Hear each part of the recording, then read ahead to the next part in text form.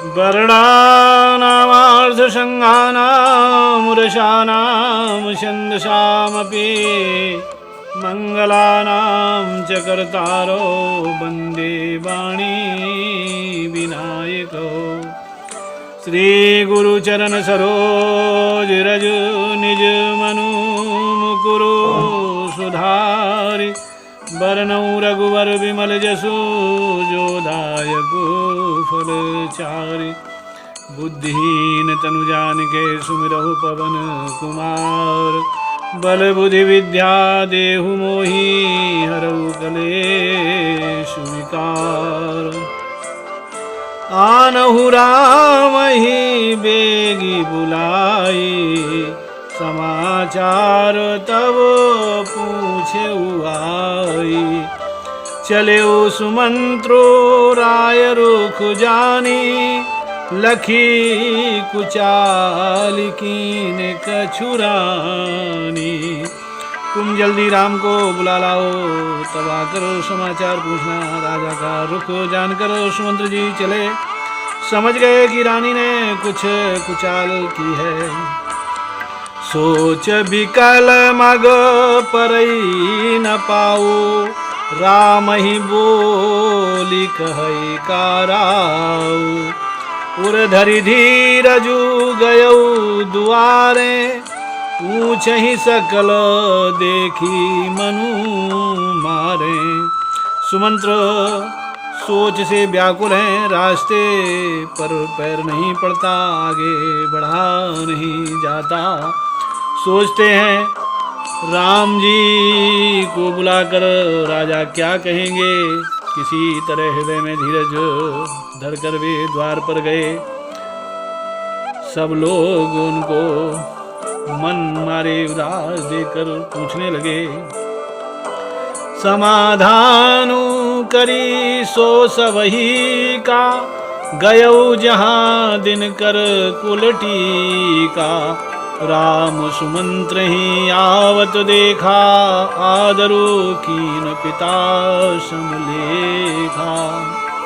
सब लोगों का समाधान करके किसी तरह समझा बुझाकर सुमंत्र वहाँ गए जहाँ सूर्यकुल के तिलक श्री रामचंद्र जी थे।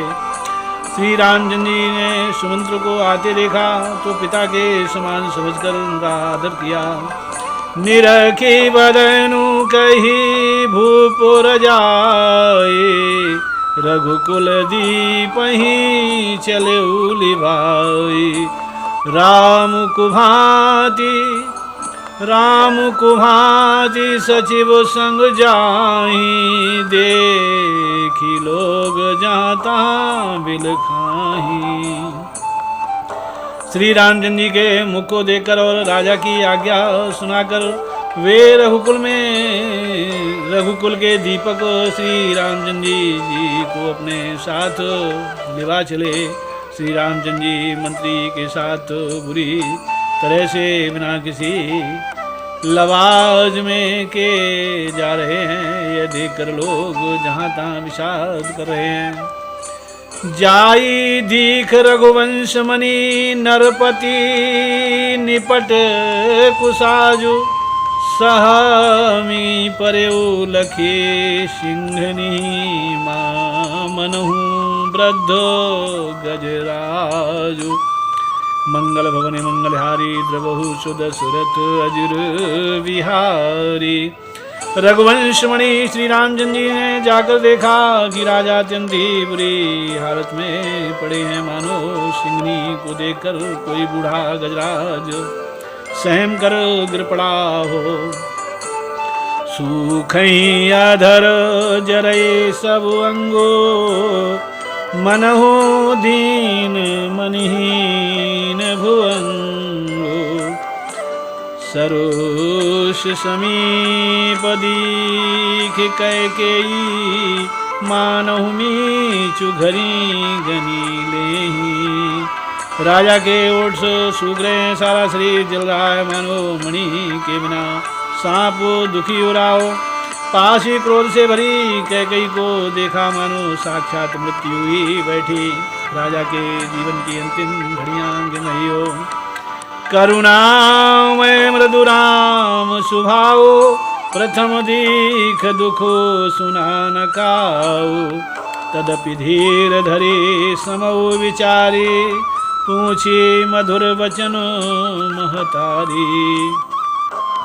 श्री रामचंद्र जी का स्वभाव कोमल और करुणामय है। उन्होंने अपने जीवन में पहली बार ये दुख देखा। इससे पहले कभी उन्होंने दुख सुना भी न था। तो भी समय का विचार करके हृदय में धीरज धरकर उन्होंने मीठे वचनों से माता कैकेयी से पूछा, मोहि कहो मातु तात दुख कारण, करियो जतन जेहि होई निवारण।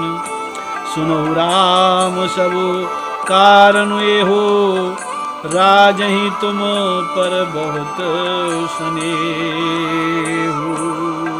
ए माता, मुझे पिताजी के दुख का कारण कहो, ताकि जिससे उनका निवारण हो, दुख दूर हो, वह यत्न किया जाए। कैकेयी ने कहा, हे राम सुनो, सारा कारण यही है कि राजा का तुम पर बहुत स्नेह है। देन कहे मोहि दुई वरदाना, मांगेऊ सो कछु मोहि सुहाना। सो सुनि भयो भूपुर सोचो, छाड़ी न सकहीं तुम्हार सकोचो। इन्होंने मुझे 2 वरदान देने को कहा था। मुझे जो कुछ अच्छा लगा वही मैंने मांगा। उसे सुनकर राजा के हृदय में सोच हो गया, क्योंकि ये तुम्हारा संकोच नहीं छोड़ सकते। सुत सने हो इत बचन उत, संकट परेउ नरेशु। सकहो त आयसु धरऊ सिर, मैटऊ कठिन कलेशु। इधर तो पुत्र का स्नेह और उधर वचन प्रतिज्ञा। राजा इसी धर्म संकट में पड़ गए हैं। यदि तुम कर सकते हो तो राजा की आज्ञा सुधार करो और इनके कठिन क्लेश को मिटाओ। निधरक बैठी कहई कटुवानी, सुनत कठिनता अति अकुलानी। जीव कमान वचन शरनाना, मां मनहु महिप मृदु लक्ष्य समाना। कैकेयी बेधड़क बैठी ऐसी कड़वी वाणी कह रही है, जिसे सुनकर स्वयं कठोरता भी अत्यंत व्याकुल हो उठी। जीव धनुष है, वचन बहुत से तीर हैं, और मानो राजा ही कोमल निशाने के समान है। जनु कठोर पनु धरे शरीरु, सिखई धनुष विद्या वर वीरु। सबु प्रसंगो रघुपति सुनाई, बैठी मनहु तनु धरी निठुराई। इस सारे सात सामान के साथ मानो स्वयं कठोरता श्रेष्ठ वीर का शरीर धारण करके धनुष विद्या सीख रही है। श्री रघुनाथ जी को सब हाल सुनाकर ऐसे बैठी है, मानो निष्ठुरता ही शरीर धारण किए हुए हो। मन मुस्काए भानुकुल भानु, राम सहज आनंद निधानु। बोले बचन विगत सब दूषण, मृदु मंजुल जनु बाग विभूषण। सूर्यकुल के सूर्य स्वाभाविक ही आनंद निधान श्री रामचंद्र जी मन में मुस्कुराकर तब दूषणों से रहित ऐसे कोमल और सुंदर वचन बोले, जो मानो वाणी के भूषण थे। सुनु जननी सोई सुतु बड़ भागे, जो पितु मातु वचन अनुरागी। तने मातु पितु तो सनिहारा, दुर्लभ जननी सकल संसारा। हे माता सुनो, वही पुत्र बड़भागी है जो पिता माता के वचनों का अनुरागी पालन करने वाला है, आज्ञा पालन के द्वारा माता पिता को संतुष्ट करने वाला पुत्र ही जननी सारे संसार में दुर्लभ है। मुनि गण मिलनु विशेष बन, सबहि भांति हित मोर, तेहि महपितु आयसु बहुरे सम्मत जननी तोर। जय जय श्री राम। वन में विशेष रूप से मुनियों का मिलाप होगा, जिसमें मेरा सभी प्रकार से कल्याण है। उसमें भी फिर पिताजी की आज्ञा और हे जननी तुम्हारी सम्मति है। मंगल भवन मंगलहारी, द्रवौ सुदशरथ अजिर बिहारी। भरतु प्राण प्रिय पावहि राजू, विधि सब विधि मोहि सन्मुख आजू। जो न जाऊं वन ऐसे हु काजा, प्रथम गनऊ मोहि मूढ़ समाजा। और प्राण प्रिय भरत राज्य पावेंगे। इन सभी बातों को देखकर यह प्रतीत होता है कि आज विधाता सब प्रकार से मुझे सम्मुख है, मेरे अनुकूल है। यदि ऐसे काम के लिए भी मैं वन को न जाऊं तो मूर्खों के समाज में सबसे पहले मेरी गिनती करनी चाहिए। से वहीं अजहूँ से वहीं अरहूँ, कल्पतरु त्यागी। परिहरी अमृत लेहि विषु मांगी।